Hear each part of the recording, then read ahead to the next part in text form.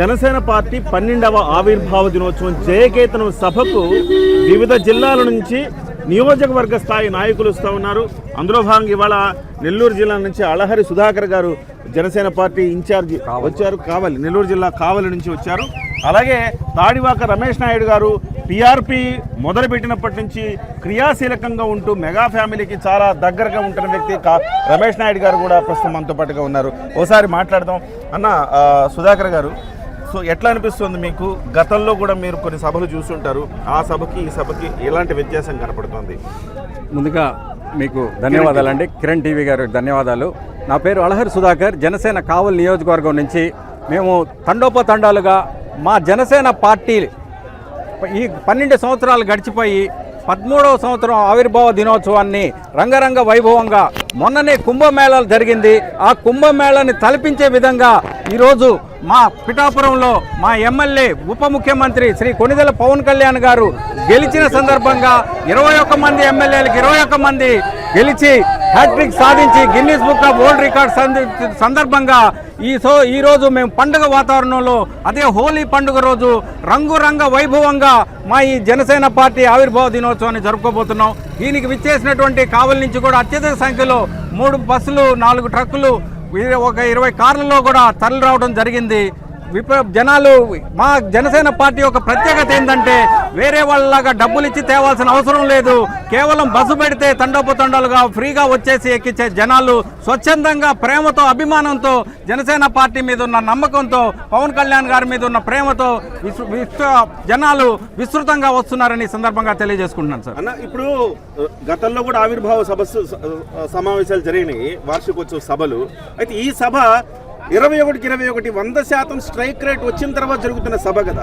మీరు ఊహించారా పవన్ కళ్యాణ్ అంటే మీరు పార్టీలో జాయిన్ అయ్యేటప్పుడు ఈ స్థాయి గౌరవం ఒక జనసేన నేతగా ఇవాళ మీకు 100% స్ట్రైక్ రేట్ నేతగా మీకు గుర్తింపు వచ్చింది దేశంలోనే? ఇలాంటి గుర్తింపు వస్తుందని మీరు ఎక్స్పెక్ట్ చేశారా? నిజంగా పవన్ కళ్యాణ్ గారి మీద ఉన్న నమ్మకంతో 2014 నుంచి కేవలం పవన్ కళ్యాణ్ గారు సూచించిన ప్రతి నిమిషం పవన్ కళ్యాణ్ గారి మీద ఉన్న నమ్మకంతో మేము ఈరోజు ప్రయాణం చేస్తా రావడం జరిగింది. నిజం చెప్పాలంటే 21 హ్యాట్రిక్ కొడతామని మేము అనుకోలేదండి కల్లో కూడా.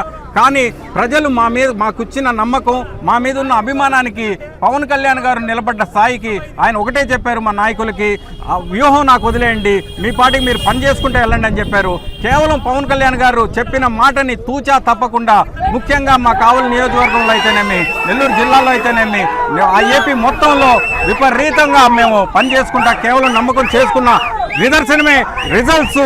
మేము కష్టపడి పనిచేసి కష్టపడి చదివినప్పుడు ఈరోజు వచ్చినటువంటి రిజల్ట్స్ని ఆనందంగా అనుభవిస్తున్నాం ఈరోజు. ఇదే దానికి నిదర్శనం అండి. రైట్ అండి, థ్యాంక్ యూ. తాడివాక రమేష్ నాయుడు గారు ఉన్నారు. రమేష్ నాయుడు గారు, మీరు పీఆర్పీ ప్రారంభకుల్లో మీరు కూడా ఒకరు, అంటే ఆ ప్రారంభం నాటి ఒక మెంబర్గా ఉన్నారు మీరు. సో ఆ రోజు చిరంజీవి గారిని ముఖ్యమంత్రి చేయాలని భావించారు, కానీ ఇవాళ పవన్ కళ్యాణ్ గారు ఉప ముఖ్యమంత్రి అయ్యారు. ఎట్లా చూస్తున్నారు ఈ పరిణామ క్రమాన్ని? ఈ సందర్భంగా మా సోదరుల్ని పవన్ కళ్యాణ్ గారు, నాగబాబు గారు, అట్లాగే చిరంజీవి అన్నయ్య గారు, ప్రధానయ్య గారి, వీళ్ళంతా కూడా త్రిమూర్తులు. అంజనమ్మ గారి ఆశీర్వాదంతో, వెంకటరావు గారి త్రిమూర్తులు ఈ దేశానికి, ఈ రాష్ట్రానికి ఒక మంచి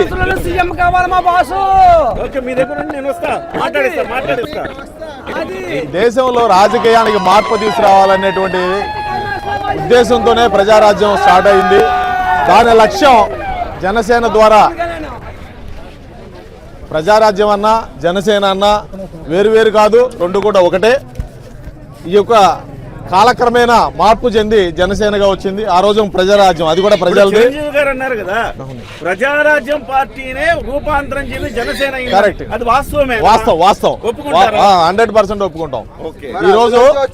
ఈ రోజు దేశాన్ని ప్రధానమంత్రిని నిలబెట్టడానికి ఈ రోజు జనసేన అవసరం పడింది. ఆ రోజు ఏ ఉద్దేశంతో అయితే ప్రజారాజ్యం స్థాపించడం జరిగిందో, ఈరోజు జనసేన ఆ లక్ష్యాన్ని చేరుకుంది.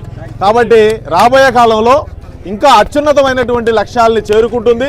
ఈ దేశానికి డబ్బుతో పని లేకుండా రాజకీయం చేయడం అనేది జనసేనతో ఒక మంచి లక్ష్యం అనేది ఏదైతే పెట్టుకున్నారో అది ఈరోజు నెరవేరిందని చెప్పాలి. రాబోయే కాలంలో యువతకు మంచి భవిష్యత్తు ఉంటుంది. దీన్ని ఇలాగే కొనసాగి తీసుకురాగలిగితే ఖచ్చితంగా ఒక లక్ష్యం అనేది నెరవేరుతుందని నా అభిప్రాయం. ఇప్పుడు పవన్ కళ్యాణ్ గారు భవిష్యత్ ఎలా ఉండబోతుంది? పవన్ కళ్యాణ్ గారు